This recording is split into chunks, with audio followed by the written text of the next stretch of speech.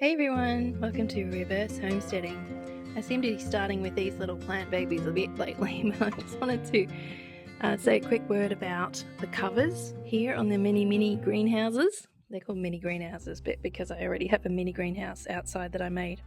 This is my mini greenhouse. You don't want too much moisture, especially early on. I don't have any beans or peas, legumes. They're the ones that enemy number one is moisture when they're first planted if they get too sopping wet for too long. But we want these to dry out a little bit because I did water them quite a bit when they went in. So we'll leave the covers off for today. I'll be out all day, but this is enough light for them. They really only get light in the morning here, and the rest of the day it's indirect sun. So while I'm out, this will be enough because the light won't be shining on them properly, but they have enough light to hopefully encourage them to come up, at least the ones that need light. These little dwarf nasturtiums are in their natural habitat now, so we shall see how they go. I have to remember to water them because they're under the eaves. So yeah, here goes. Hope I remember not walk past them every time I go in and out of the garden. They'll be fine. I got my gardening mug, like I need reminding that I'm a gardener. I am a spinner now, allegedly. I've got the person on the website saying, "How do you like your new drop spindle?" I still haven't washed the wool, but I'm home for most of the week now. Changed the day I'm going to do a whole lot of driving, so that should work better for everybody. And I've also got to figure out where to put these for my strawberries. They need a lot of sun, but I am enjoying having so much sun in my garden, although this time of day you can't really tell. But without those huge trees all around the border, it's a whole lot easier. Here's another peek at the nasturtium in case you missed it last time. So pretty. Oh look, it's got new growth coming off here. Looks a little bit frosted actually. It's been fine so far. So yeah, it's just got a bit, it's just a bit frostbitten. Might lose a couple of leaves.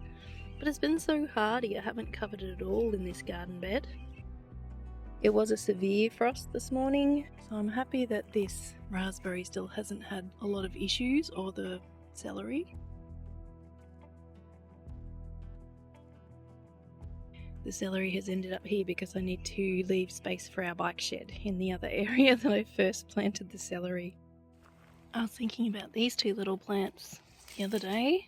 Got my pomegranate, which always looks dreadfully just gone in winter, but it does have some little red tips on it. Look at this.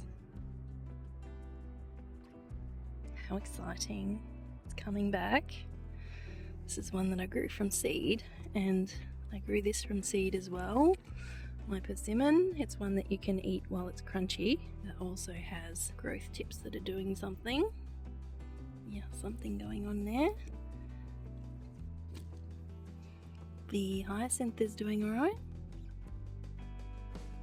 Hyacinths, there are 3 of them. And the strawberries are still not dormant, so frost covers seem to work for them. These are the 2 little mints that I divided up the other day. Still doing alright. I'm sure they've got new leaves. I think so. No movement from the galangal or the ginger yet, but that's not surprising. But these little strawberries, my goodness, there's like 8 of them. It's winter strawberries. I suppose I've been fooling them. Some of them are frostbitten. But they're the ones with the pink flower.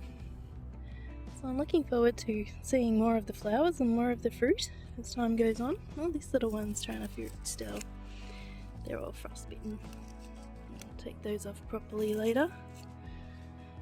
But yes, I was thinking also I need to do a whole lot of fertilising of the garden too. It's really going to need a freshen up with some energy boosting nutrients.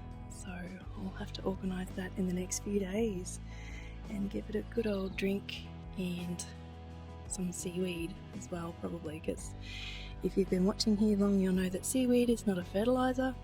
It's more like vitamin C for plants because it helps the cell walls get stronger and hence the plant gets stronger. The potatoes are doing really well. A little bit frostbitten. The frost we had last night was what they call a severe frost, and I'm guessing the frost covers were touching a little bit here, but not the end of the world. They'll still be okay. I was saying to hubby the other day, I'll be happy when the frosts are gone, but it'll be a little while yet. This is Melbourne. Haven't shown you this garden bed in a little while. These are my other garlic and my Brussels sprouts. Brussels sprouts were planted late because I had trouble getting my seeds going. So, not expecting these to do a whole lot, but they might. They're not very big. Have a few bugs on them. But no Brussels sprouts just yet.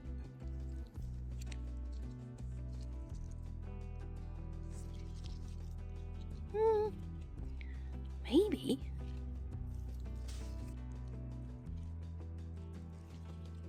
Well, I hope so. There's some green in there, so maybe I'll still get Brussels sprouts in spring. But this garden bed seems to be dying off soon, and before I know it, my asparagus will be popping up again, so that'll be timed well. Once the garlic comes out, the asparagus will be up. So I'm guessing this will be my asparagus bed at least for another year. Oh my goodness, look at this lovely piece of grass. Guess who hasn't been weeding in here much? I don't need to weed much with the amount of mulch that's on here, so occasionally I do miss things. Ever so tiny amount of frost on the Jerusalem artichokes or sunchokes, so they'll be fine. I don't cover these. But look! We have buds on the port wine magnolia. Pretty excited for that. They're the ones that smell like a beautiful grape scent, really sweet. I did actually want to get it in the ground before it flowered. I still don't know where I want it. It does grow quite big, so a bit more thinking is needed on that one, and quite a lot of other things actually. So I might just sit here on my little table with my soon-to-be fruit fly trap.